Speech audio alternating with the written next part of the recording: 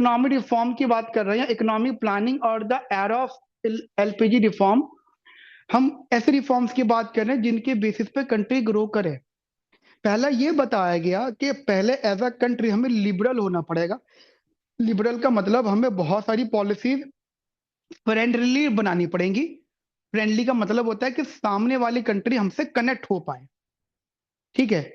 दूसरा था प्राइवेटाइजेशन।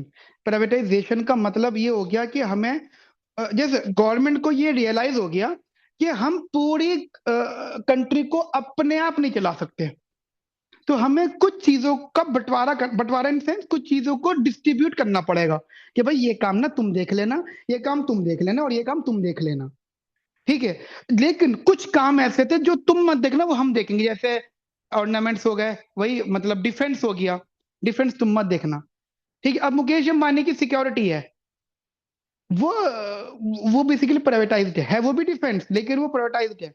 ठीक है। या कभी कभी आपने सुना होगा कि किसी बिजनेसमैन को जेड प्लस सिक्योरिटी मिल जाती है और किसी पॉलिटिशियन को भी जेड प्लस सिक्योरिटी मिलती है। ठीक है। तो मैं कहना चाह रहा हूं कुछ चीजों को प्राइवेटाइज का मतलब जो चीजें गवर्नमेंट ना हैंडल कर पाए। कोई एक ऐसा एग्जांपल जो आपको लगता है कि हाँ सर ये पहले गवर्नमेंट के कंट्रोल में था, फिर बाद में वो फ्री दूसरे लोग हैंडल कर रहे हैं। कभी करण को एग्जांपल। बिल्कुल अच्छा एग्जांपल दे रहे हो आप। पहले गवर्नमेंट के कंट्रोल में था, गवर्नमेंट को लगा हमारे बस की नहीं है, अब भाई तुम देख लो। और कोई एग्जांपल ऑनलाइन वाले भी दे सकते हैं। BSCS electricity, networking. बीएससी ने मतलब जैसे कम्युनिकेशन था पहले सिर्फ वो थे, अब बाद में जाके कम्युनिकेशन और एडवांस हुआ। गवर्नमेंट ने अलाउ करा ना कि तुम भी लोगों का कम्युनिकेशन में सपोर्ट कर सकते हो। मतलब बहुत सारे एग्जांपल्स हैं। तीसरा यहाँ पे ग्लोबलाइजेशन, उसको तो मीनिंग पता होगा आपको। ग्लोबलाइजेशन का वर्ल्ड रिलेशन मेंटेन करना किसी भी तरीके से। ठीक है। तो एलपीजी और रिफॉर्म का मतलब कुछ भी चीज इंट्रोड्यूस करना, रिफॉर्म मतलब बदलाव लेकर आना अपने यहाँ पे। ठीक है। तो देखो, एक तो पॉइंट ये है कि जैसे एक ईयर था 1947 15 अगस्त, हमारे इंडिया का जनरली एक इकोनॉमिक जो है फ्रेमवर्क हो गया, हम आजाद हो गए। ठीक है। अब हमें माइंड में रखना है कि at the time of independence हमारी मेंटेलिटी क्या थी। हमारी इकोनॉमी में तीन प्रकार की इकोनॉमी होती है वर्ल्ड लेवल पे। एक होती है सोशलिस्ट इकोनॉमी, एक होती है कैपिटलिस्ट इकोनॉमी और एक होती है मिक्स इकोनॉमी। अमेरिका कैसी कंट्री है? कैपिटलिस्ट। ठीक है। चाइना कैसी कंट्री है? यार तुम लोग ना, नहीं, चाइना सोशलिस्ट कंट्री है। सोशलिस्ट, सोशलिस्ट मतलब हर चीज गवर्नमेंट करेगी। कैपिटलिस्ट मतलब हर चीज बंदा खुद करेगा, गवर्नमेंट। सोचो ना, वहां का प्रेसिडेंट खुद ही अलग आदमी है, डोनाल्ड ट्रंप। वो खुद ही टॉप टॉप का बिजनेसमैन है ना। तो वो समझ ना, कैपिटलिज्म है वहां पे। इंडिया कैसी कंट्री है? Mixed economy. इंडिया में दोनों चीजें हैं। ठीक है। तो एलपीजी जैसी चीज इंडिया में बहुत अच्छे से रन हो सकती है। कंसेप्ट समझो, India face the challenge of shaping its own economic future. अपना ही खुद का फ्यूचर फ्रेम करने की प्रॉब्लम। क्योंकि जो नेहरू मतलब नेहरू ने, ये जो नेहरू वर्ल्ड लिखा हुआ है, आप इस पे प्लीज वो कह सकते हो मतलब पॉलिटिकल मत सोचना कि सर वो वाली बात चल रही है। हम नेहरू नहीं बोलेंगे, एक नाम लिया जाता है नेहरू इन एरा। नेहरूयन एरा। जब तक ये प्रधानमंत्री रहे, कब तक रहे प्रधानमंत्री है? अच्छा, कितना साल प्रधानमंत्री थे ये? 17 साल। हैं? 17 ईयर। कितने? 17 मतलब 50 से लेकर वो मतलब जब बने ये फर्स्ट लेकर और कब तक? 1960, 66 और 67। तो एक लंबा पीरियड है। तो इनके टाइमिंग में बहुत बड़ी बड़े चीजें हुई, क्योंकि ऑब्वियस बात है फर्स्ट प्राइम मिनिस्टर थे। जो भी कुछ होगा इनके टाइम का होगा। इसलिए कभी भी तुम्हें दिखे तो ये नेहरूयन एरा, मतलब जब तक ये प्रधानमंत्री थे उस एरा की बात करते हैं। नेहरू एरा इकोनॉमिक्स में बहुत इंपॉर्टेंट ईयर माना जाता है। आफ्टर मोदी, मोदी एरा भी आएगा, डोंट वरी। मोदी एरा भी आएगा बट आफ्टर सम टाइम, जब कोई और पीएम होंगे, जब उनसे मिस्टेक्स होंगी, तब जाके मोदी एरा आएगा। मोदी एरा मतलब उनकी पॉलिसीज के बेसिस पर नई पॉलिसीज बना करेंगी। ओके, अब मेरी बात सुनो। जो नेहरू एरा था, it was basically inspired by socialism, democracy required a mixed economy, one that combined a strong public sector. Public sector का मतलब हो जाता है जिस पे गवर्नमेंट का कंट्रोल होगा। पब्लिक मतलब हम पब्लिक नहीं, पब्लिक मतलब जो हमने जिसको चुना है उस गवर्नमेंट का कंट्रोल, तो टेक्निकली हमारा कंट्रोल। ठीक है, public sector with private ownership and participation, बहुत इंपॉर्टेंट लाइन है वाले, आपके आंसर राइटिंग में बहुत सपोर्ट करेगी। ठीक है, पब्लिक मतलब हमारा कंट्रोल होगा with the private ownership and participation, right. ये जो है नेहरू एरा की बात कर रहा हूं। नेहरू एरा मतलब वो पीरियड जो उनके कार्यकाल का था। The vision was reflected in the industrial policy resolution 1948 and the directive principle of the constitution, वो जनरलाइज्ड कंसेप्ट है। अब देखिए, हम यहाँ पे जो पॉइंट डिस्कस कर रहे हैं, we are basically focused on the plannings कि कौन कौन सी प्लानिंग्स हम लोगों को रखनी थी at the time of independence. और देखिए यहाँ पे एलपीजी रिफॉर्म है। एलपीजी रिफॉर्म कब इंट्रोड्यूस्ड हुआ है? एलपीजी रिफॉर्म इंडिया में कब इंट्रोड्यूस्ड हुआ है? 90s। हाँ यार, ऑनलाइन वाले अच्छा आंसर देते हैं, ऑफलाइन वाले कोई आंसर नहीं देते। मैं एलपीजी तीनों की बात कर रहा हूँ। अच्छा, कौन पर्सन थे जिनकी वजह से एलपीजी आया और बहुत, मतलब जिनको मेन फादर ऑफ एलपीजी बोला जाता है? फादर भी नहीं, मतलब जिनको मेन उपाधि दी जाती है इसके लिए इकोनॉमिकली। डॉक्टर मनमोहन सिंह, बिल्कुल ठीक बोला आपने। एलपीजी का ईयर 1991। उस टाइमिंग में डॉक्टर मनमोहन सिंह जी कौन थे? फाइनेंस मिनिस्टर थे। एक बीच में नाम आया था आरसी देसाई, शायद आपने इग्नोर करा होगा, जहां पे दादा भाई नरोजी नाम लिखा हुआ था, उन्हीं के साथ में जो फोर्थ नेम था वो आरसी देसाई नाम था। RC Desai was the first railway minister and he was also the finance minister. ठीक है, और रेलवे मिनिस्टर भी रहे वो फर्स्ट। ऐसे ही है डॉक्टर मनमोहन सिंह जी रहे। मैं बात कर रहा हूँ 1991 के इकोनॉमिक रिफॉर्म की, बट इकोनॉमिक रिफॉर्म 1991 का तो था, लेकिन वो सोच बहुत पुरानी चलती आ रही थी। वो सोच थी, हम जैसे आपने बोला 1980s में ग्लोबलाइजेशन था, उससे पहले हम जो प्राइवेटाइजेशन भी कोशिश कर रहे थे, लिबरलाइजेशन भी कोशिश कर रहे थे, लेकिन 1991 में एक अच्छी सी फिगर आउट जो है फिगर सेट हुई 1991 में। ठीक है, पॉइंट ये है कि जो एलपीजी रिफॉर्म जब एक साथ आया तो उसमें कौन पर्सन की मेंटेलिटी थी? ठीक है, मनमोहन, मैं ऐसे ही आपसे बोल रहा हूं, उस टाइमिंग में नेहरूयन एरा को थोड़ा सा बेटर माना गया, और जो भी रिफॉर्म हम कर रहे थे उसका मतलब इंस्पिरेशन माना गया। आज से 50 साल पहले या 20-30 साल पहले कोई पॉलिसी बनेगी तो इंस्पायर्ड होगी वो ना, किसी पर्टिकुलर पर्सन से। ऑब्वियसली बात है, 20 साल पहले 30 साल पहले कोई पॉलिसी बनेगी, हम तो क्लियर बोलेंगे एक पर्सन ऐसा था जो बहुत लंबे समय तक प्रधानमंत्री रहा। ठीक है, तो उनके बेस पे पॉलिसी बनेगी, तो ऐसी ये पॉलिसी थी। बहरहाल, अब मेरा जो डिस्कशन है इस बात पे है कि इंडिया में कितने, इंडिया में जनरली कितने टाइप की प्लानिंग्स हैं? ठीक है, ये सारी प्लानिंग जो कनेक्टेड है। एक इंपरेटिव प्लानिंग, इंपरेटिव प्लानिंग जिसको सेंट्रलाइज प्लानिंग बोला जाता है, जहां पे तुम वर्ल्ड देख लो सेंट्रलाइज, इसका मतलब हो जाता है that is the government decision. ठीक है, the government has complete control over decision making and resource allocation. यहां पर एक वर्ड आया रिसोर्स एलोकेशन, आप शायद न्यूज कम देखते हो। अभी मैं जहां तक अपनी नॉलेज, जितनी मैंने न्यूज देखी है, और न्यूज कौन सी वाली, वो गोदी मीडिया न्यूज नहीं, न्यूज मतलब जो स्पेसिफिक चैनल्स है। डिबेट भी देखता हूँ, और डिबेट में मैं हमेशा ये देखता हूँ कि जो सामने सीट पे आया उसको अपोज किस लैंग्वेज में किया है। अभी किसी वजह से बिहार गवर्नमेंट को, शायद आप में से कोई बिहार से तो शायद पता होगा, बिहार में लोगों को शायद किसी रीजन से जमीन चाहिए थी, या क्या मतलब किसी सोशल वर्क के लिए, शायद स्कूल के लिए, किसी चीज के लिए जमीन चाहिए थी। तो गवर्नमेंट, सेंट्रल गवर्नमेंट ने बोला कि बिहार में हमारे पास में जमीन नहीं देने के लिए।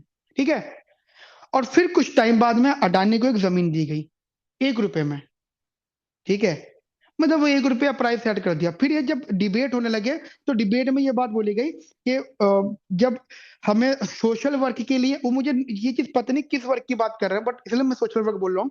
सोशल वर्क के लिए हम, जब लोगों को जमीन चाहिए थी तब तो गवर्नमेंट ने मना किया कि जमीन नहीं है। ठीक है, लेकिन अब जो गवर्नमेंट है उन्होंने अडानी को जमीन दी 1 रुपए में। तो वो कहां से आई जमीन?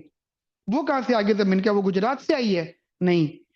इसलिए यहाँ पे एक वर्ड यूज हो रहा है रिसोर्स एलोकेशन। ये सरकार की जिम्मेदारी होती है कि अपनी रिसोर्स को किस तरीके से एलोकेट करें। आपने कोई एक ऐसा रेलवे स्टेशन बता दो जो जमीन के अंदर हो और या आसमान में हो, फ्लोर फ्लोर पर हो। कोई एक रेलवे स्टेशन बताओ मुझे, शायद सुना हो। या तो जमीन के अंदर हो रेलवे स्टेशन, या फिर वो फ्लोर पर, फ्लोर मतलब ऊपर बनाया हो। है कोई है? मेट्रो स्टेशन भर के हैं। एलोकेशन क्या दिक्कत है? उसको बेचारे को क्यों वो नहीं मिल रहा वहां पे? तभी वो जमीन के नीचे से जगह निकाल रहा है। रोड क्यों नहीं दे रहे उसको? रोड भी तो दे सकते हो मेट्रो को। ये मैं गलत कह रहा हूँ? मेट्रो को रोड भी दे सकते हो, रेलवे को नहीं दिया आपने रोड। रेलवे का खतरनाक नेटवर्क है ना? कहाँ कहाँ रेल निकाली है, कहाँ कहाँ कैसे। यहाँ तक कि कुछ जगह तो ऐसी है कि लोग घर है और ये रेलवे ट्रैक है। ये घर और ये रेलवे ट्रैक है। इवन वो बहुत इनसिक्योर है। मेट्रो वाले तो बहुत सिक्योर तरीके से काम करते हैं, है ना? क्यों? मेट्रो को क्यों नहीं दे रहा है? वजह ये resource allocation. This is the main reason behind. जब रेलवे का डिस्ट्रीब्यूशन हो रहा था उस टाइमिंग में सारा कंट्रोल एक एक मतलब ब्रिटिश गवर्नमेंट में था। पर्पस था कि जिसको हो सकता है ट्रैक दो। मेट्रो में ऐसा केस नहीं है। समझ में आई मेरी बात? सो जब तुम कहते हो सेंट्रलाइज्ड प्लानिंग, तो कंप्लीटली गवर्नमेंट कंट्रोल होता है decision making and resource allocation. अब एग्जाम में अगर तुम्हारे को ये वर्ड नहीं दिखता तो शायद ये वर्ड दिखेगा इंपेरेटिव प्लानिंग। तो इंपेरेटिव प्लानिंग दिखेगा, सेंट्रलाइज प्लानिंग मतलब all completely government control. Okay with it? ठीक है। देखो जितनी बातें मैं कर रहा हूं ना ये वाली, ये तुम्हारी आंसर राइटिंग में सपोर्ट करेंगी। मैंने आपको ये बात मेंशन करवाई थी। They clearly mention that your answer not more than 200 word. They are not saying that write in a maximum word ना। 200 से ज्यादा खबरदार एक वर्ड भी एक्स्ट्रा हुआ तो तुम्हें 100 वर्ड भी लिखने हैं ना, डिसेंट लिखने हैं, डिसेंट। ठीक है? तब जाके तुम शायद कुछ इंप्रूव कर सकते हो। एक होता है indicative planning. It is a form of economic planning where the government sets broad non binding guidelines allow market forces to play a primary role. जब तुम कहते हो मार्केट, मार्केट का मतलब पता है क्या होता है? Private businessman, Adani Ambani. ठीक है? ये मार्केट है, ये मार्केट प्लेयर्स है ना, ये डिसीजन ले सकते हैं। अब सोचो, अब मानी के बेटे की शादी थी, बेचारा गरीब आदमी, पैसे नहीं थे, तो उसने क्या करा? जियो के प्राइस थोड़े से बढ़ा दिए। कोई बात नहीं, एक ही तो पर्सन था जिनने बढ़ा बढ़ा दिया। लेकिन बाकियों ने क्यों बढ़ाया भाई? बाकी ने बढ़ा के उसके बराबर लिया है। ऐसा हुआ ना? एयरटेल क्यों? क्योंकि वो जो है ना वो मार्केट सेटर है। Ambani market setter. अगर वो कम करेगा तो मार्केट कम करेगी, और वो बढ़ाएगा तो मार्केट बढ़ाएगी। ठीक है? तो इसको हम कहते हैं इंडिकेटिव प्लानिंग। ठीक है? नॉन बाइंडिंग, बाइंडिंग किसे कहते हैं? लिमिट तय करना। नॉन बाइंडिंग, लिमिट को तय ना करना। ऐसे गाइडलाइंस यूजेस इनडायरेक्ट मेथड जैसे subsidies, tax incentive and policy guidance to influence the economy. Actually अगर आप ये देखो तो हमारी इंडिया में मेनली जो इंडस्ट्रीज हैं, जो इंडस्ट्रियलिस्ट हैं, उनके हिसाब से पॉलिसी कभी कभी मतलब रिफॉर्म की जाती है, मतलब बनाई जाती है दोबारा से। क्यों? क्योंकि वो एक ऐसे लोग होते हैं जो इकोनॉमी को इन्फ्लुएंस या अफेक्ट कर रहे होते हैं, उनके डिसीजन बहुत इंपॉर्टेंट होते हैं। ठीक है? और ये एक इन्होंने एग्जांपल ले लिया, स्ट्रक्चरल प्लानिंग कमीशन, राइट? एक होती है स्ट्रक्चर प्लानिंग। स्ट्रक्चर प्लानिंग जैसे जैसे आपने आज एक प्लानिंग बना दी, कर दी, अब वो बदली नहीं जाएगी। ठीक है? अच्छा, जीएसटी जो है वो कैसी प्लानिंग है? स्ट्रक्चर प्लानिंग है, इंपेरेटिव प्लानिंग है, या इंडिकेटिव प्लानिंग है जीएसटी? अच्छा, जीएसटी में बस एक बार बन गया, बन के दोबारा कभी बदलाव नहीं आए, तो फिर वो ये तो नहीं हुई ना किसी तरीके से?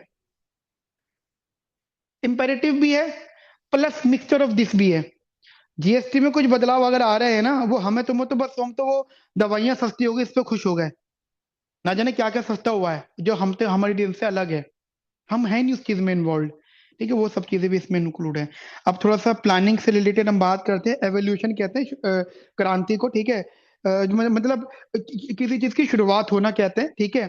जैसे अ, यार ये बहुत ज्यादा इंपॉर्टेंट तो नहीं है, आप एक बार चाहो तो रीड कर सकते हो। जैसे कुछ, जैसे Jawaharlal Nehru national planning commission. ठीक है? National planning commission, NITI Aayog जो प्लानिंग कमीशन है। ठीक है? आज उसको नीति आयोग कहते हैं। नाम बदल गया 2015 में। पहले उसका प्लानिंग कमीशन नाम हुआ करता था। इस फर्स्ट प्लानिंग कमीशन के चेयरमैन नेहरू जी थे, पीएम होते हैं तो फर्स्ट उन्हीं टाइम बना था।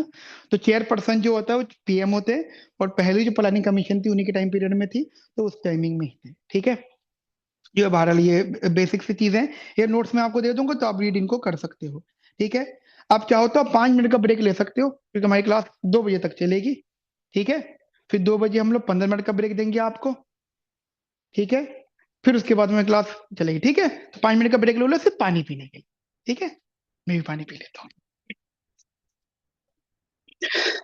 देखिए, आफ्टर इंडिपेंडेंस एक जो सबसे इम्पोर्टेंट चीज थी वो कंट्री की प्लानिंग थी। ठीक है, कंट्री के लिए प्लानिंग करना, प्लानिंग का मतलब सबसे मेन इंपॉर्टेंट तो 5 ईयर प्लान का था। अभी तक टिल 2014-15 12 प्लान्स आए हैं, 13 प्लान अभी होल्ड पर है, अभी तक आया नहीं है। बस वो आप समझ सकते हो, एक डेट है, ईयर है 14-15, वो ईयर में अब एक मतलब हम दोबारा से आजाद हुए हैं, तो अब हो सकता है कुछ नई चीजें आए, तो उसके बाद से कोई नया प्लान अभी तक नहीं आया है। ओके, लेकिन अगर हम बात करें प्लानिंग कमीशन, अभी तुम्हारे लिए बहुत इंपॉर्टेंट है कि एक तो जो प्लानिंग कमीशन है, एक तो प्राइम मिनिस्टर जो थे उस टाइम के नेहरू, उनका जैसे टाइम पीरियड मैंने बोला ना, 1950 टू 2014, ये वो ईयर है क्या है इसके बीच में, क्या गवर्नमेंट कितनी बदली हो, गवर्नमेंट बदली है इसके बीच में भी।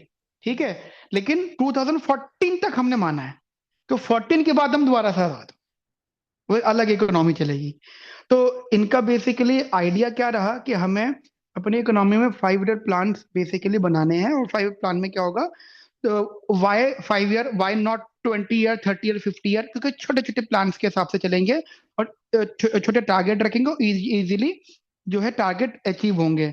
ठीक है, अब जैसे अगर हम बात करें 5 ईयर प्लान का, तो एक तो इसका मेन कंसेप्ट रहा है कि वो उसका संविधान से थोड़ा सा कनेक्शन नहीं होगा। मतलब अब मान लीजिए कोई प्लान है, अब उस प्लान में कोई भी संवैधानिक चीज नहीं आएगी। ऐसा तो फिर संविधान में एक चीज है कि मतलब राइट है, बहुत सारे राइट्स हैं, तो कोई भी किसी प्लानिंग में बीच में आ जाएगा। ठीक है, तो वो इसका स्टेटस रहा, एडवाइजरी रोल रहा। ठीक है, और उस जैसे जो government abolish the PC planning commission, और 2014 में प्लानिंग कमीशन को बदल दिया, और 2015 में प्लानिंग कमीशन को नीति आयोग नाम दिया गया। तो कुछ नहीं है, this is the Hindi version, और कुछ नहीं है इसका मतलब। ठीक है, नाम बदलना है, कुछ भी करो, नाम तो आप बदलो, कैसे ही बदलो, बदलना जरूर है, बदलाव जरूरी है। ठीक है, ओके, एक ये बड़ा इंपॉर्टेंट पॉइंट तुम्हें क्लियर रखना है। तो असलियत में जो नीति आयोग बना है वो 1 जनवरी 2015 को बना है, उससे पहले हमारे इंडिया में कोई भी प्लानिंग कमीशन नहीं थे। नहीं था, नहीं, नीति आयोग नहीं था, प्लानिंग कमीशन था। ठीक है, चलो अब हम बहुत इंपॉर्टेंट चीजें डिस्कस करते हैं। टोटल प्लान पहले तो मैं स्क्रॉल कर रहा हूँ, और ये लास्ट वाला आपसे पहले डिस्कस कर रहा हूँ, मतलब वो बन गया प्लान। ठीक है, वो बन गया है, वो एंड हो चुका है, 2012 में बना, फिर वो 14 में गवर्नमेंट चेंज हो गई, तो प्लान बोला जाएगा, लेकिन वो सारी पॉलिसी रुक गई।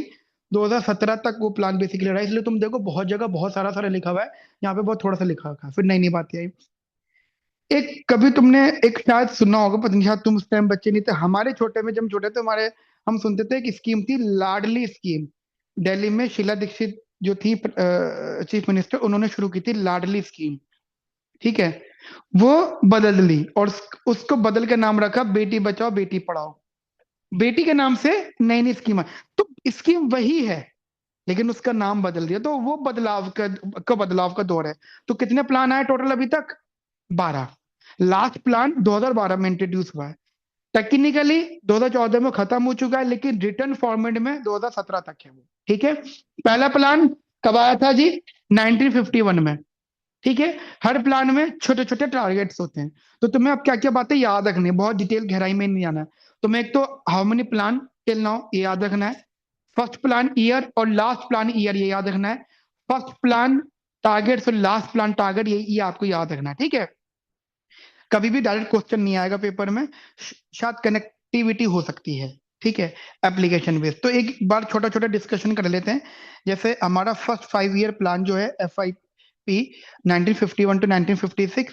देखो अब देखो बीच में एक बहुत अच्छी इकोनॉमिक्स आई है, that is the Harold Domar model. एक मिनट में आपको लूंगा, मैं बताना चाहूंगा। हैरोल्ड डॉमर मॉडल इंडिया, पहले बात वो नाम ही दिख रहा है, अंग्रेजी नाम है इंडियन तो, लेकिन वर्ल्ड लेवल में ये उस टाइमिंग के बहुत टॉप के इकोनॉमिक्स थे। 1939 और 1946, हैरोल्ड और डॉमर दो अलग अलग लोग थे। ठीक है, हैरोल्ड आए थे 1939 में, डॉमर आए थे 1946 में। ठीक है, सुनना मेरी बात ध्यान से। ये वो लोग थे जिन्होंने ग्रोथ का मीनिंग समझाया। इन्होंने बताया कि कंट्री की अगर ग्रोथ करनी है तो कुछ फैक्टर्स का होना जरूरी है, जिसमें सबसे इंपॉर्टेंट फैक्टर था कैपिटल या इन्वेस्टमेंट। इन्वेस्टमेंट का एकमात्र स्रोत है सेविंग्स, और सेविंग को करने वाले हाउस होल्ड हैं। और हाउस होल्ड सेविंग तब कर पाएंगे जब हाउस होल्ड की इनकम थोड़ी सी ठीक होगी, और इनकम ठीक होगी मतलब उनकी वेजेस ठीक होगी, और वेजेस देने वाले कौन लोग थे? इंडस्ट्रियलिस्ट। और इन्वेस्टमेंट किसे चाहिए होती है? इंडस्ट्रियलिस्ट को। यानी एंड ऑफ द डे पैसे भी उन्हें चाहिए और देना भी उनको ही है। समझ में आई? तो इन्होंने ये बात बताई कि अगर आपको ग्रोथ ग्रोथ करनी है तो सेविंग्स को हाई करवाओ। अब दो प्रकार की सेविंग होती है, मैं एक एग्जांपल लेता हूँ। लेटर सपोज मैं 100 रुपए कमा रहा हूँ और 100 रुपए खर्च कर रहा हूँ, जीरो सेविंग है। तो मार्केट में 100 के 100 खर्च करने का मतलब है 100 रुपए की डिमांड जनरेट हो रही है। तो जिसका मैं प्रोडक्ट कंज्यूम कर रहा हूँ वो मोटिवेट हो रहा है कि यार ये तो 100 रुपए खर्च कर रहा है, चलो इसका मतलब इसको कम से कम इसके हिसाब से 100 रुपए का तो प्रोडक्ट प्रोड्यूस रखो।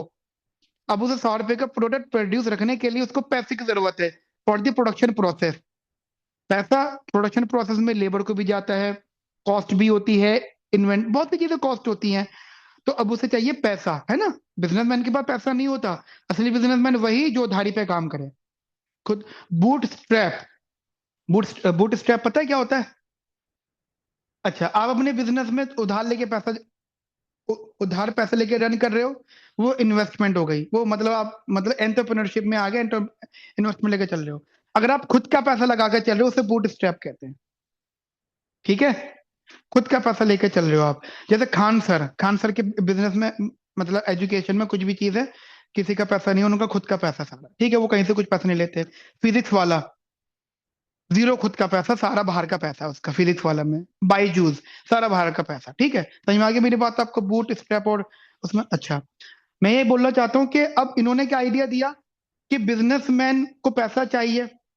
ठीक है, क्यों पैसा चाहिए था? क्योंकि उसको मेरे लिए प्रोडक्ट बनाने थे। क्यों बनाने थे? क्योंकि मैं 100 रुपए कमाता हूँ, 100 के 100 खर्च कर रहा हूँ। एक बात बताओ, अब उसको पैसा चाहिए तो वो पैसा कहाँ से मांगेगा? बैंक से मांगेगा पैसा? ऐसे कुछ होगा? अच्छा, बैंक के पास पैसा कहाँ से आएगा? हम जो सेव करेंगे, हम मतलब मान लो मैं सेव करूंगा, पर मैं तो सारे पैसे खर्च कर रहा था अभी। मैं तो सारे पैसे खर्च कर दिए, तो फिर बैंक में कुछ जमा करूंगा मैं। और बैंक में जब मैं जमा नहीं करूंगा तो उसके बाद पैसा कहाँ से आएगा? कहीं से नहीं आएगा। इसका मतलब इकोनॉमी प्रॉब्लम में आ गई। तो क्या ये सही डिसीजन था मेरा? जिस बात पे खुश हो रहा था प्रोड्यूसर कि यार मजे आ गए, इतना इतना इतना पैसा खर्च किया। तो ये गवर्नमेंट का काम है, और ये इन्होंने बताया कि और इन्होंने, और एक इकोनॉमिक्स और है जिनको नोबेल मिला था, जेम्स सोलो। सोलो को 1956 में नोबेल मिला। उन्होंने ये बात बताई, और वो इनके स्टूडेंट रहे, बेसिकली इनके स्टूडेंट को नोबेल मिला है। इन्होंने और सबने मिलकर बताया कि ग्रोथ करने के लिए आपको कंट्री में सेविंग्स रेट पे बहुत फोकस करना है। आज आपको एक बात बता रहा हूँ, वर्ल्ड की सबसे बड़ी डेवलप्ड कंट्री पिछले 100 साल से लेकर अब तक की कौन है? यूएस। हम ऐसा बोलते हैं। यूएस का अपना खुद का saving rate close to zero है। ध्यान रखना, यूएस सबसे कम सेव करता है। इसका मतलब यूएस बाहर की कंट्री से पैसा उठाता है, अपने लोगों को कहता है तुम खर्च करो अपनी कंट्री में, सेव मत करो, और सारा पैसा बाहर का उठाता है वो। समझ में आई मेरी बात? जिससे जब वो खर्च करते हैं तो इकोनॉमी में डिमांड होती है, एग्री डिमांड बढ़ता है, प्रोडक्शन बढ़ती है यूएस में, है ना? समझ में आ गई मेरी बात? तो सेविंग्स रेट की बात कर रहा हूँ, जापान का सेविंग रेट 52% है। ठीक है, तो असली जापान बहुत अच्छी ग्रोथ कर रहा है। ठीक है, तो सेविंग्स रेट। तो मैं ये कहना चाहता हूँ कि जो पहला 5 ईयर प्लान था 1939 और 1946, ये इन लोगों का ईयर है, मतलब हैरोल्ड का और डॉमर का। और 1951 में फर्स्ट 5 ईयर प्लान आया। तो नेहरू जी ने बोला कि भैया इनके मॉडल फोकस करो, ठीक है, इनके मॉडल मानो जहाँ पे agriculture, price stability and power and transport focus रहेगा। मैं आपको इतनी बातें इसलिए बता रहा हूँ, दो रीजन से, कि एक तो आपको इकोनॉमिक्स सिर्फ एग्जाम के पर्पज से नहीं पढ़नी है, स्टॉक मार्केट की थोड़ी बहुत तो नॉलेज होगी, जबकि आप इकोनॉमिक्स के स्टूडेंट नहीं हो। इसका मतलब आज की डेट तक एक्सक्यूज स्टॉक मी सर। मार्केट। हाँ जी। सर कई बार ऐसा कहा जाता है कि savings is not good for economics. मैं बता देता हूँ, वो भी बताऊंगा मैं आपको। सेविंग एक्चुअली जैसे इन्फ्लेशन को लेके हमारी मेंटेलिटी है ना, some people says inflation is good, some people say inflation is bad, ऐसे सेविंग्स रेट को भी है। अभी मैंने आपको एग्जांपल दिया कि सेविंग अगर जीरो होगा या कम होगा, इसका मतलब होगा मेरी कंजम्पशन हाई होगी। इसका मतलब होगा consumption is a part of aggregate demand, वो हाई होगा। एग्रीगेट डिमांड अगर हाई होगा तो इकोनॉमिक, टेक्निकली हमारा मानना होता है कि इकोनॉमी के अंदर ग्रोथ ही तब होगी जब आपकी इकोनॉमी में एग्रीगेट डिमांड हाई होगा। कुछ लोगों का मानना है। एग्रीगेट डिमांड ज्यादा होने का मतलब क्या होता है? मोर प्रोडक्शन। मान लो इकोनॉमी के अंदर ज्यादा लोग डिमांड कर रहे हैं तो producer interested and motivated to produce more, because economy के अंदर डिमांड है। हलवाई मिठाई इसलिए ज्यादा बना रहे क्योंकि दिवाली के टाइम में मिठाई की डिमांड ज्यादा है, वरना क्या ही उसको शौक है। ठीक है, ग्रोथ होगी। लेकिन कुछ इकोनॉमिक्स ये कहते हैं कि अगर आपने सेविंग कम कर ली, क्योंकि अगर आपकी एग्री डिमांड हाई है तो हाई एग्री डिमांड मोटिवेट करेगा कि प्रोडक्शन हाई हो, एंड हाई प्रोडक्शन के लिए वी नीड इन्वेस्टमेंट, और इन्वेस्टमेंट जो आएगी वो सेविंग से आएगी। बट सेविंग क्या है मेरी? कम। तो यहाँ पैसा कम जाएगा, तो ऑटोमेटिकली अगर सेविंग कम है तो इन्वेस्टमेंट में कम जाएगा, तो वो मेरी साइकोलॉजी खराब हो गई। ठीक है मेरे भाई। अब दूसरी बात पे आ जाते हैं, सेविंग इज हाई। अच्छा, हाई सेविंग, अब मैं अपनी 100 रुपए की इनकम से सिर्फ 10 रुपए खर्च कर रहा हूँ, 90 रुपए सेव कर। कुछ है ना हमारी आसपास लोग कंजूस, पैसा बहुत है बट सारा कहाँ है? अलमारी में, तिजोरी में छुपका के रख रखा है ना? वो से चिपका के रख रखा है। तो क्या होता है उनकी वजह से? डिमांड कम हो जाती है। डिमांड कम हो जाती है, producers are demotivated to produce more. और जब वो डिमोटिवेटेड है तो they are demand less labour. Okay, less labour demand कर रहे हैं। जब लेबर डिमांड कम होगी तो वेजेस कम होगी, और वेजेस कम होगी तो ओवरऑल इकोनॉमी के अंदर क्या होगा? लोगों की इनकम कम हो जाएगी। और जब लोगों की इनकम कम होगी तो जहां मैं पहले 100 रुपए कमा रहा था, अब मैं 100 से कम कमाऊंगा। तो जो मैं पहले 90 रुपए सेव कर रहा था, अब मैं 90 से कम सेव करूंगा। तो टेक्निकली ना तो हाई सेविंग ज्यादा अच्छी है, ना लो सेविंग ज्यादा अच्छी है। इसका मतलब इसका डिसीजन कौन लेगा? गवर्नमेंट। तो मैं आपको बताना चाहता हूं, जो सेविंग रेट गवर्नमेंट डिसाइड करता है उसको कहते हैं गोल्डन रूल। इसका मतलब जो सेविंग रेट है डिसाइड बाय द गवर्नमेंट। ये चीज बताइए हैरोल्ड डॉमंड ने। सोचो, एक नाम आया है और नाम पे हमने 10 मिनट लगा दिए हैं। ठीक है, ठीक है। हमारा एक्चुअल देखिए, फर्स्ट 5 ईयर प्लान में जो हमारी टारगेटेड ग्रोथ थी 2.1% थी, असलियत में ग्रोथ हुई 3.6%, विच इज वेरी गुड। ठीक है, it was successful because of good harvest in the last 2 years of the plan. और ये बेसिकली हमारा HYV सीड वाला जो टाइम पीरियड था। Second 5 year plan, also called Mahalanobis plan. अब इस पे भी सुन लो। अब अगेन मैं आपको थोड़ा सा नॉलेज बढ़ा रहा हूँ। महालोनोबिस, PC महालोनोबिस, एक ऐसा बंदा जिसको जो एक्चुअली में प्लानिंग कमीशन का मॉडल लेकर आया था नेहरू के पास में। ऐसा नहीं था नेहरू जी इकोनॉमिक्स थे ना, उनको तो बस वो सीट मिल गई थी, दिमाग वाले तो पीछे दूसरे थे। वही होता है, PM डिसीजन मेकर होता है बट एडवाइजरी रोल और लोगों का होता है। तो PC महालोनोबिस वो थे जो प्लानिंग कमीशन का मॉडल लेकर आए थे। और PC महालोनोबिस, आप लोग स्टैटिस्टिक्स से हो, आपने इंडियन स्टैटिस्टिकल इंस्टीट्यूट का नाम सुना है? Yes sir. PC महालोनोबिस ने बनाया है वो। अब आपकी फील्ड का ये तो है ना, और आपको पता भी नहीं है, देखो। Sir PC sir Mahalanobis, he is also father of Indian states. हाँ ये बहुत सही बोले। PC Mahalanobis Indian stats father बोला जाता है इनको। वो सोचो, तुम्हारे स्टैट्स में इन इकोनॉमिक्स और इकोनॉमिक्स भी हैं, तो ISI इन्होंने बनाया है। ठीक है, बहरहाल अब मेन बात समझो। जो इनका जो मॉडल था बेसिकली वो rapid industrialisation, heavy heavy and basic industries पर फोकस था। ठीक है, हैवी इंडस्ट्री का मीनिंग मुझे कोई समझा सकता है? हैवी इंडस्ट्री का मतलब, हाँ, दो तरह के गुड्स होते हैं, एक होता है कंज्यूमर गुड, एक होता है कैपिटल गुड।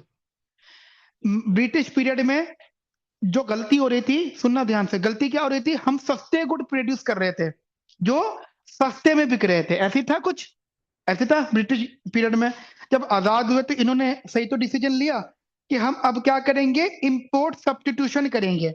हम क्या इंपोर्ट करते थे बाहर से, मतलब जो ब्रिटिश गवर्नमेंट में हमारी हैबिट थी वही तो हैबिट कंटिन्यू रहेगी। हम कौन से गुड इंपोर्ट करते थे, मतलब उस पीरियड तक ब्रिटिश एरिया एरा में और उस तक हैवी गुड्स इंपोर्ट करते थे, फाइनेंस गुड्स इंपोर्ट करते थे, मशीनरी इंपोर्ट कर रहे हैं, है ना भाई। हमें कंज्यूमर गुड बनाना है, उसके लिए मशीनरी की जरूरत है, हम इंपोर्ट कर रहे हैं। इन्होंने आइडिया क्या दिया, गलत कर रहे हो, इंपोर्ट सब्स्टिट्यूशन करो। इंपोर्ट सब्स्टिट्यूशन बड़ा इंपॉर्टेंट वर्ड है। आप कुछ और इंपोर्ट कर रहे थे, आप कुछ और करो। इन्होंने बोला आप हैवी गुड्स प्रोड्यूस करो और कंज्यूमर गुड इंपोर्ट करो। महंगे गुड प्रोड्यूस करो और सस्ते गुड, सॉरी, महंगे गुड एक्सपोर्ट करो और सस्ते गुड इंपोर्ट करो। और एक्सपोर्ट तुम वही करोगे जो तुम बना रहे हो। समझ में आई मेरी बात? ये बड़ा इंपॉर्टेंट पॉइंट है। ठीक है, तो एक्चुअली फिर हमारा जो इंडस्ट्रियल पॉलिसी थी 1956 was based on the establishment of a socialist pattern of society as the goal of economic policy। ठीक है, और इनका मेन ये था कि जो कैपिटल गुड्स इंडस्ट्री है ना, उन्होंने इन्होंने बेसिकली सब्स्टिट्यूट किया था, इसलिए इसको इंपोर्ट सब्स्टिट्यूशन प्लान भी बोला जाता है, इंपोर्ट सब्स्टिट्यूशन प्लान। अब आप इसी बात से गहराई समझ लो, यूपीएससी सीएससी में 2009 में क्वेश्चन आ चुका है ये, यूपीएससी बड़े एग्जाम में। ठीक, बड़े एग्जाम मतलब जो इकोनॉमिक बेस्ड है, तुम्हारे लिए में भी आ सकता है। ठीक है, third 5 year plan, third 5 year plan is basically based on John Sandy and Sukhamoy Chakravarty model. बस ये आगे के प्लान ज्यादा इंपॉर्टेंट नहीं है, बस इनका एक नाम याद रखना। अगर कोशिश करो तो इनके में क्या था, बस वो चीज आप थोड़ा सा अपने माइंड में रखना। ठीक है, गेटगिल योजना, एक्चुअली ये पॉलिसी मेकर थे गेटगिल। ठीक है, काफी बार इनका नाम शायद आगे भी आएगा। 3 एनुअल प्लान, ये थोड़ा देखना। ये यार आपका 5 ईयर प्लान था, बट जो थर्ड प्लान था वो 3 साल का प्लान था, 66 to 69। फोर्थ प्लान आपका 5 ईयर था, फिफ्थ प्लान भी आपका 5 ईयर था। लेकिन ये जो आपका सिक्स्थ प्लान था, उससे पहले एक रोलिंग प्लान आया, बस ये बीच में जानना ना, एक रोलिंग प्लान बीच में आया था। जनता government put forward a plan emphasizing on employment in contrast to the Nehru model, which the government criticized for the concentration of power, winning inequality for mounting poverty। Janata plan, it mean what we are talking about, the जो government change हुई, तो government change होते plan बदल गए। ठीक है, मैं ज्यादा पॉलिटिकल नहीं जा रहा इसमें, ये आगे के जनरली आप इनको रीड करना, बस आपको 2-3 चीजें याद रखनी है। First 2-3 plan, last 2 plan. ठीक है, 12th plan aimed at faster sustainable and more inclusive growth. ये एक वर्ड यहाँ पे आया इंक्लूसिव, अपने पीवाईक्यू उठा लेना। इंक्लूसिव वर्ड तुमने सुना है, देखा है, ठीक है, देख लेना, इंक्लूसिव ग्रोथ दिखेगा तुम्हें, इस पे क्वेश्चन फ्रेम्ड होगा। इंक्लूसिव ग्रोथ का मतलब क्या होता है? एक होता है ग्रोथ, एक होता है इंक्लूसिव ग्रोथ। मैंने बहुत अच्छी इकोनॉमिक्स सीखी और अपने घर बैठ गया जाके, तो वो ग्रोथ है, अपने लिए ग्रोथ है। या मैंने इकोनॉमिक्स सीखी और मैं बस चुपचाप बैठ गया, अपना जो भी काम करो चुपचाप करो, नहीं, मैं सिखा रहा हूं तुम्हें भी, है ना, मैं तुम्हें भी सिखा रहा हूँ, इसे इंक्लूसिव ग्रोथ बोलते हैं। लोग किताब लिख रहे हैं, क्यों लिख रहे हैं? अरे नॉलेज है, घर बैठो अपनी, नहीं नॉलेज है, किताब लिख रहे हैं। इंक्लूसिव ग्रोथ, दूसरों को भी ग्रोथ हो रही है। ठीक है, अभी और सीखेंगे इसके ऊपर। सस्टेनेबल ग्रोथ, यानी क्या कोई सस्टेनेबल ग्रोथ बताएगा मुझे? एक होता है सस्टेनेबल डेवलपमेंट या सस्टेनेबल ग्रोथ, मीनिंग बताओगे कोई? हाँ बिल्कुल ठीक बोल रहे हो, तुम्हारी बात मैंने रोक दी, तुम ठीक बोल रहे हो। रिसोर्सेज को ऐसे यूज करो कि आने वाले फ्यूचर के लिए वो बची रहे, है ना। ओके, ये महालों ने भी चाहो तो पढ़ लेना, एग्जाम पॉइंट से ज्यादा इंपॉर्टेंट, मतलब बस नाम काफी है इनका। अब ये इंपॉर्टेंट है तुम्हारे लिए पीवाईक्यूज में, ये नीति आयोग से रिलेटेड है, क्योंकि आफ्टर 14 के कंसेप्ट शायद आपके लिए हो सकते रिपीट। अब नीति आयोग की सारी बातें हमें एक बार अंडरस्टैंडिंग रखनी है। NITI Aayog generally advisory body के नाम से भी जाना जाता है। It is also known as the advisory body. और देखिए, एक एक्चुअली नीति आयोग, फिर हम डिस्कशन कर रहे हैं नीति आयोग या प्लानिंग कमीशन। प्लानिंग कमीशन और नीति आयोग एक ही कंसेप्ट है। द ओनली रोल कि अपनी कंट्री में एक ऐसा सिस्टम बनाना जो प्लानिंग में इन्वॉल्व हो सके। नीति आयोग के कंपोजिशन में क्या क्या चीजें, एक चेयर पर्सन जो होते हैं उसके कंट्री के प्राइम मिनिस्टर, एक्चुअली जाना ना, पीएम ही होते चेयर पर्सन हमेशा। Governing council, prime minister, CM's of all states, ये बस lieutenant government of other UTs, x of official members, vice chairman NITI Aayog, ये बस उसके ऑफिशियल्स हैं। ठीक है, इसमें ना और डिटेल भी उसकी जनने करने की जरूरत है नहीं फिलहाल। ठीक है, ठीक है, ये आप रखें थोड़ा सा। प्लानिंग कमीशन और नीति आयोग, ये इंपॉर्टेंट है यहां से, दोनों का डिफरेंस। अगर एक सबसे बड़ा डिफरेंस आप देखो, सबसे बड़ा डिफरेंस हिंदी और इंग्लिश का डिफरेंस है। ठीक है, हिंदी और इंग्लिश का, ये कांग्रेस पीरियड की है और ये हमारे बीजेपी पीरियड की है। जैसे हम लोगों ने हम शायद मैंने कल बताया था कि अभी तक वर्ल्ड में 2 थ्योरीज आई हैं, क्लासिकल थ्योरी और केन्स थ्योरी, कल बताया था। आज से 50 साल बाद ये बोला जाएगा अब तक कि इंडिया में दो ही थ्योरीज आई हैं, कांग्रेस थ्योरी और बीजेपी थ्योरी। बस तीसरी थ्योरी है ही नहीं, कोई थ्योरी ही नहीं। जैसे हम क्लासिकल केन्स कहते हैं, ऐसे दो। तो तुम देखो कितना बड़ा पार्टीशन हो गया है। इसको तुम कांग्रेस कह सकते हो, उसको तुम बीजेपी कह सकते हो, दैट्स इट। ठीक है, ओके। ये बस नाम है, जैसे 1950 में थी, 2015 में थी। ठीक है, नेचर क्या है, सेंट्रलाइज्ड प्लानिंग बॉडी। जब कहते हैं ना सेंट्रलाइज, अगेन वर्ड पे ध्यान देना, ये गवर्नमेंट डिसीजन मेकर की बात होती है। यहाँ पे किसी और का रोल नहीं होगा। और यहाँ पे क्या, पॉलिसी थिंक टैंक, इसके अंदर गवर्नमेंट के साथ साथ प्राइवेट ऑनरशिप भी हो सकती है। ठीक है, तब एक्चुअली अडानी अंबानी को सपोर्ट करना कोई खिलाफ नहीं है पॉलिसी के। गवर्नमेंट को ये पता लग चुका है कि हम अकेले कभी ग्रोथ नहीं कर सकते, हमें बड़े बड़े लोग चाहिए। इमेजिन करो अगर अंबानी अंडानी इंडिया छोड़ के चले गए, कहते हम हमें काम ही नहीं कर रहे हैं यहाँ पे, छोड़ो, मैं तो जा रहा हूँ दूसरी कंट्री, क्या होगा? स्लो डाउन मतलब कम से कम 50 साल के लिए हम उभर भी नहीं पाएंगे। तो दोनों फेस है पिक्चर के, जो लोग अपोज होते हैं, है ना, जो लोग अपोज नहीं होते, हमें दोनों को देखना है। तो Ambani Adani is good for the economy sometime, वो इन्फ्लुएंसर इकोनॉमिक है। मैंने जियो का एग्जांपल लिया नेटवर्क का, जो उन्होंने प्राइस हल्के से बढ़ाए और बाकी सब ने उनको देखा देख डिसीजन ले लिया। ठीक है, अप्रोच टॉप टॉप से डाउन, अप्रोच सुनो, टॉप से डाउन, ऊपर से नीचे की तरफ आओ। हैवी इंडस्ट्रीज को प्लान करो, यानी, और ये बॉटम टू अप। ठीक है, fund allocation, no fund allocation role, had power allocate fund, ये एक बेसिक से डिस्कशन कर रहे हैं ये। फोकस एरिया, अब ऐसा बोला जाता है कि जो 2020 का जो टाइम पीरियड है वो एंटरप्रेन्योरशिप मॉडल है ना। एंटरप्रेन्योरशिप मॉडल का मतलब, जैसे शार्क टैंक इंडिया है, वो इंट्रोड्यूस हुआ है, वो किस लिए हुआ है? वो मोटिवेशन के लिए हुआ है कि आइडियाज लेकर आओ, हम आपको पैसा देंगे। एक चीज बता रहा हूँ आपको बीच में रोक के, 1 करोड़ पे सरकार दे रही है आपको, 1 करोड़ रुपया, पता है आपको क्यों? आपके पास अगर आइडिया है ना, बिजनेस आइडिया है, आप लेके जाओ, अप टू 1 करोड़ आपको सरकार देगी काम करने के लिए, at the lowest interest rate. वहीं बैंक आपको हाई इंटरेस्ट रेट पे दे रहा है, वो दे रही है। ठीक है, तो एक वो, अब आप लोग अपने माइंड में रखना। अब इनके प्लानिंग मॉडल, आप सोचो 2012 के 17 के बाद में या 15 के बाद में कोई और प्लानिंग कमीशन क्यों नहीं, आप वो 5 ईयर प्लान क्यों नहीं आया? क्योंकि इनका जो मॉडल था वो 5 ईयर प्लानिंग पे था, लेकिन इनका मॉडल 5 ईयर प्लानिंग पे नहीं है। इनका मॉडल है medium term and long term strategy monitoring. जैसे 2016 में डीमोनेटाइजेशन हुआ था, याद होगा आप लोगों को, मतलब कभी निशाद सुना होगा, ज्यादा छोटे नहीं रहोगे आप, समझ होगी थोड़ी बहुत। तो मोदी जी बार बार, या उस टाइम के जो डिबेट्स हो रहे थे उनमें यही कहा जा रहा था कि ये लॉन्ग टर्म प्लान है, लोगों को बाद में पता लगेगा इसका फायदा। वो तो धुरंधर मूवी देख के पता लगा असली वजह क्या थी, है ना। इसमें देखिए एक सीन आता बीच में, जो डिमोनेटाइजेशन का रीजन पता लगता है। अच्छा, उनको प्लेट मिल गई था, वो बात झूठ है सच है वो हमें तो पता नहीं, बट धुरंधर मूवी देख के रीजन पता लगा, अच्छा ये रीजन था, मोदी जी ने बताया नहीं हमें। बता देते हमें, हम भी चलो, हम भी हो जाते हैं, हाँ ये भी देशभक्त हैं भाई। जो लोग लाइन में लगे हुए थे अगर हमें बता दिया जाता, अगर हम भी लगे हुए थे लाइन में, हमें बता दिया जाता कि देखो ऐसे ऐसे हो गया है, आतंकवाद फैल रहा है, ये रीजन है, या धुरंधर मूवी की स्क्रिप्ट उस टाइम सुना देते तो शायद हम लोग इतने नाराज नहीं होते, है ना। तो वो बात थी।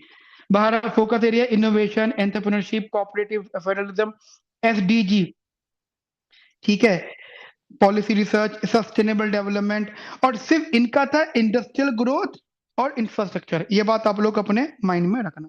क्लियर है मेरी बात आपको इधर तक? बेसिक अंडरस्टैंडिंग जब आप रीड करोगे तो आपको समझ में आती रहेंगी। अब सबसे इंपॉर्टेंट चीज जो आई है, that is the 1991 economic reform. दो तीन चीजें तुम पढ़ने से पहले समझ लो। इकोनॉमिक रिफॉर्म 1991 में आए थे, डॉक्टर मनमोहन सिंह की देन है वो। उस टाइम में वो फाइनेंस मिनिस्टर थे, ठीक है।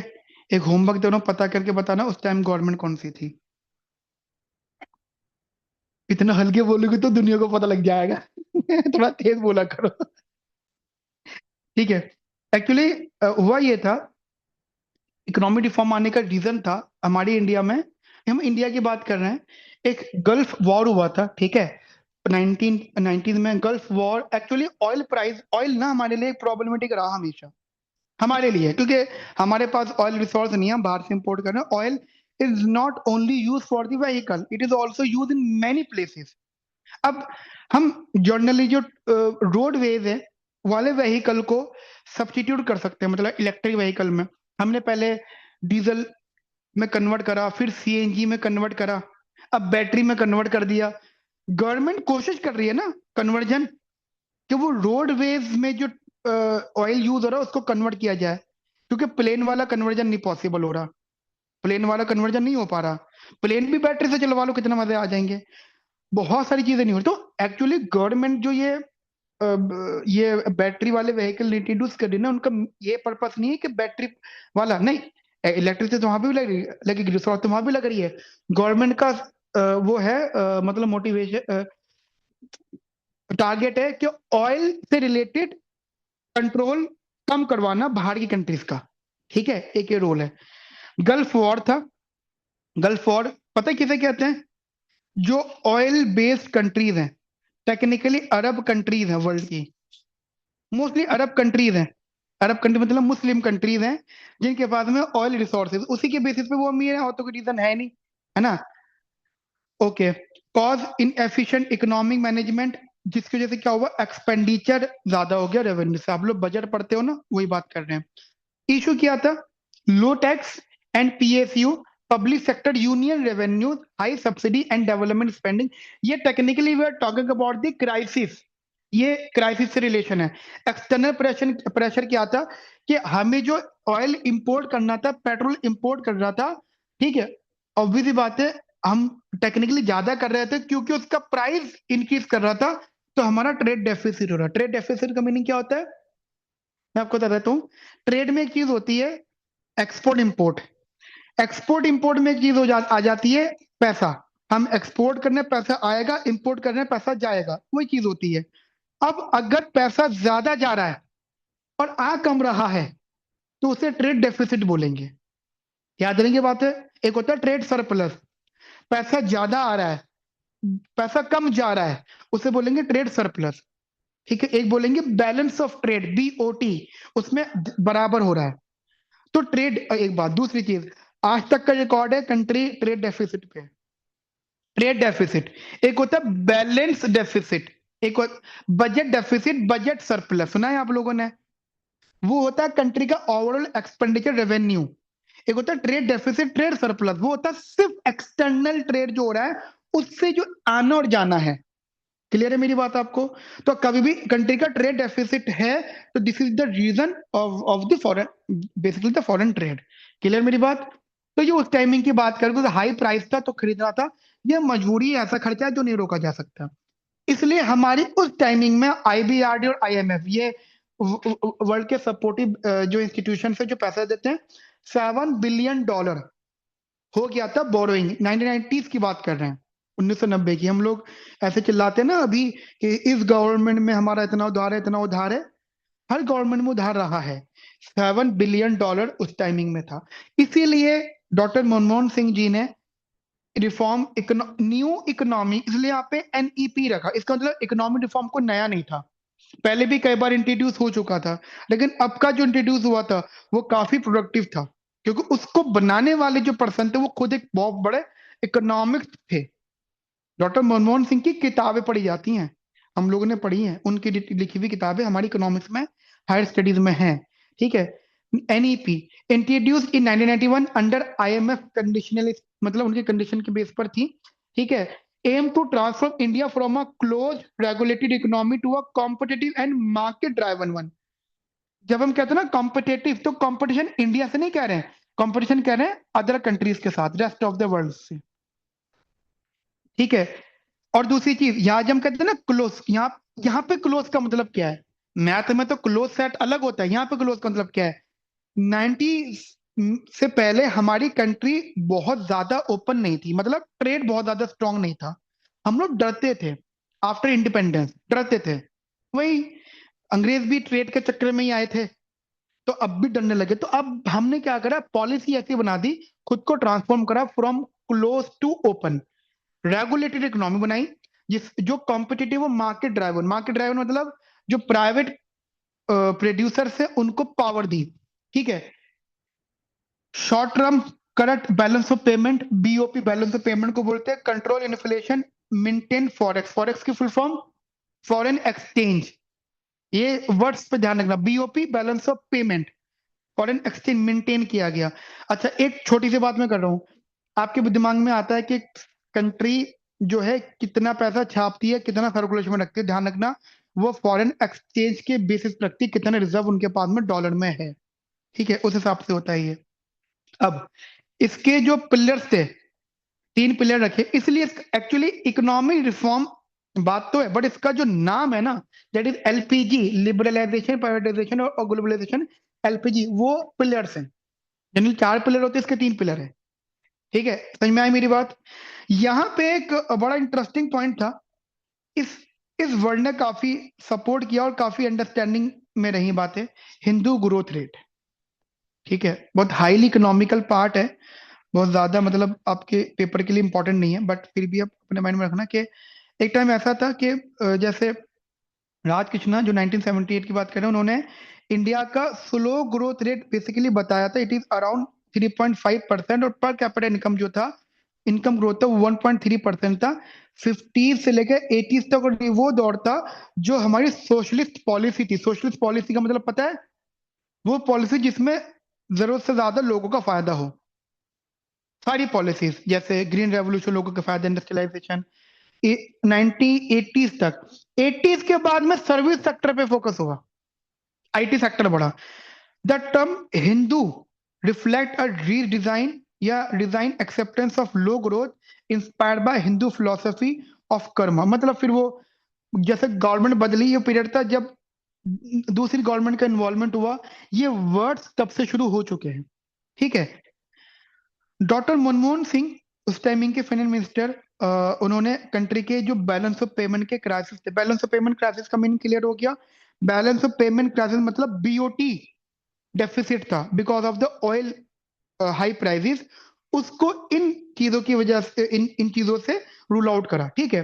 और एक्चुअली डॉक्टर मनमोहन सिंह को आर्किटेक्ट बोला गया एलपीजी रिफॉर्म्स का, मेन दिन इनको बोला जाता है। क्लियर है मेरी बात आपको? अब पॉइंट क्लियर रखना। अब देखो, इतना डिटेल जाने की आपको जरूरत नहीं है, सिर्फ नेम पढ़ लिया आपने, लिबरलाइजेशन, ठीक है, प्राइवेटाइजेशन और ग्लोबलाइजेशन। मैं आपको बेसिक मीनिंग बता देता हूँ, सिर्फ रीड कर लेना, और ज्यादा डिटेल की जरूरत नहीं है आपके लिए, आपके एग्जाम पॉइंट ऑफ व्यू से। ठीक है। लिबरलाइजेशन में बस इतना था कि गवर्नमेंट ने ना मतलब गवर्नमेंट ने ना खुद को थोड़ा सा फ्री कर दिया था, कि मतलब मैं सख्त नहीं हूं, बस इतना था लिबरलाइजेशन का मतलब। तुम देखो तो reduction of government control over industry, मतलब इंडस्ट्री के ऊपर जो हाई रेगुलेशन थे उन्हें इजी कर दिया, कम कर दिया। Trade finance to promote private participation and market freedom, industry reforms किए गए। लाइसेंस परमिट, मतलब एक्चुअली कुछ लाइसेंस, जो सिस्टम हुआ करता था ना पहले, क्या होता था कि आपको अगर कुछ करना होता था ना काम, तो बहुत ज्यादा डिफिकल्ट होता था किसी काम का लाइसेंस लेना। तुम सोचो, आज की डेट में बिजनेस खोलना और आज से 30 साल पहले या 40 साल पहले बिजनेस खोलना कितना डिफिकल्ट था। आज आप पिछले 10 सालों में ना कम से कम 5,000 बड़े बड़े जो 5,000 ऐसे नाम आप गिनवा दोगे मुझे जो टॉप लेवल के बिजनेसमैन इंडस्ट्रियलिस्ट हैं, है ना। पिछले 10 सालों में आप गिनवा सकते हो। लेकिन पिछले 200 साल में हम टाटा और बिरला का नाम जानते हैं। हम अगर पिछले 20 साल पहले से बात करें, अपने घर गार्जियन से पूछोगे तो वो आपसे टाटा और बिरला नाम लेंगे। लेकिन आज आप कम से कम 5,000 नाम गिनवा सकते हो। क्यों? बिकॉज इसके बाद में इजी कर दिया वर्क। आप भी बिजनेसमैन वुमेन बन सकते हो। इजी है बिजनेस करना, ठीक है। तो वो चीज है ये वाली। इसमें टैक्स रिफॉर्म है, ठीक है। ध्यान रखना, टैक्स रिफॉर्म कहीं ना कहीं जीएसटी जो 2017 में इंट्रोड्यूस हुआ वो भी टैक्स रिफॉर्म का पार्ट है। वन नेशन वन टैक्स, वो बात अलग है कि ये बात गलत साबित हो गई है। वन नेशन वन टैक्स नहीं है अब ये, ठीक है। बहुत से आगे चीजें, ठीक है, वो कुछ नहीं। प्राइवेटाइजेशन का मीनिंग था कि बहुत सारे जो ऑनरशिप थी वो गवर्नमेंट ने प्राइवेट सेक्टर को ट्रांसफर कर दी थी, ठीक है। मैंने जैसा आपको स्टार्टिंग बताया था, बहुत सारी ऑनरशिप, कोई भी आप एग्जांपल ले सकते हो, ठीक है। ग्लोबलाइजेशन, दूसरी कंट्रीज के साथ में रिलेशनशिप मेंटेन करना। मूवी थी गदर, पहले वाली, उसमें कहते हैं ना कि आज भी चीनी वहां से आती है ना। तो वो डायलॉग है, चाइना से हम कितना भी लड़ते रहे बट ट्रेड बराबर हो रहा है। पाकिस्तान से हम खूब लड़ते हैं, ट्रेड बराबर हो रहा है। लड़ाई सिर्फ हमारे और आपके लिए, मतलब लोगों के लिए है, लेकिन ट्रेड बराबर हो रहा है। ट्रेड में कमी नहीं आ रही है। चाइना से टॉप का ट्रेड है, लेकिन बॉर्डर पे देखो तो मार्केट मची हुई बेचारे बेचारे यहाँ भी बन रहे हैं और उधर से भी लड़ाई चल रही है। सही में मेरी बात, तो ये ग्लोबलाइजेशन है। ये सबसे इंपॉर्टेंट बात होगी कि ये जो सब चीजें थी इसका पॉजिटिव इंपैक्ट क्या हुआ और नेगेटिव इंपैक्ट या शॉर्टकमिंग्स क्या रही, ठीक है। बस ये रीडेबल थिंग्स हैं जो आप इजीली रीड कर सकते हैं। बहुत ज्यादा डिटेल में जाने की जरूरत नहीं है। अब मैं बताता हूँ, अगर आपके एग्जाम में ये चीज आई एलपीजी से रिलेटेड तो कंपैरिजन आ सकते हैं। तो इसके लिए आपको मतलब अभी के जो रिफॉर्म्स हैं, क्योंकि ये जो एलपीजी वगैरह ये सारी चीजें ये प्लानिंग कमीशन का पार्ट है और आज नीति आयोग है। और नीति आयोग की प्लानिंग डिफरेंट है, लॉन्ग टर्म और वगैरह पर है, ठीक है। तो आपको कंपैरिजन आ सकता है कि दोनों के कंपैरिजन बेसिकली किस तरीके से है, ठीक है। थोड़ा सा अंडरस्टैंडिंग ना, और बहुत डिटेल नहीं लिखना, आपको शॉर्ट में लिखना है इधर। समझ में आगे मेरी बात है? कोई दिक्कत वाली बात तो नहीं, ठीक है। और बाकी एलपीजी का अगर हम देखें तो जो इम्पैक्ट है वो दो एरियाज पे किस तरीके से रहा, ये सबसे इंपॉर्टेंट बात नहीं, क्योंकि ये करंट सीएससी में भी एग्जाम में आ चुका 2020 में, सिविल सर्विसेज एग्जाम में, ठीक है।